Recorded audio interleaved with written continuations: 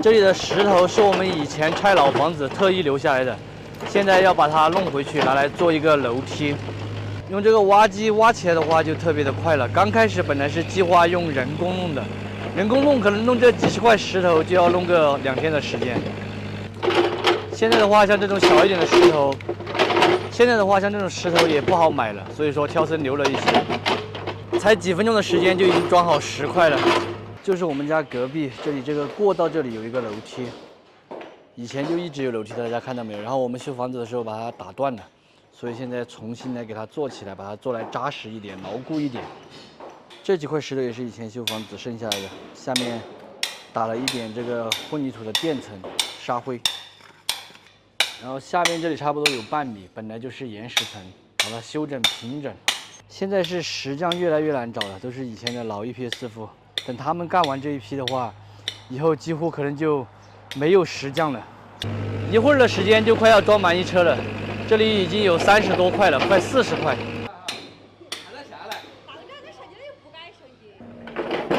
用这个石头砌这点楼梯的话，还是一个大工程哦。这个石头有一些有点高，现在给它修整一下，修整平整之后，再来做那个灰，就是混凝土嘛，再来铺上面一层石头。每一层都给它把那个混凝土做好，这样子的话就会更加的牢固一些。挨着我们里面墙边这里也多了一点，现在也给它修掉。不然的话，以后我们这里会砌一个24墙，到时候会挡着那个砖嘛。因为这里和楼梯接壤的地方做了24墙之后，还要做丙纶防水。刚才量了一下，从这里跑上去的话是3.35米。设计了21步楼梯，每一步踏步的话是16的高度。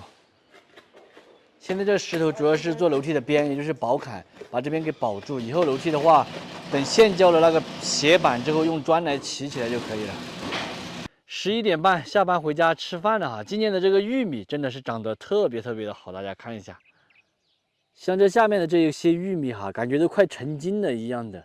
有的玉米都已经有3米高度了，最少的基本上都是2米多，比人高很多。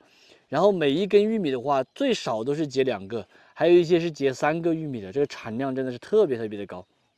这一块菜地就是我们家的，全部都是我妈妈种的。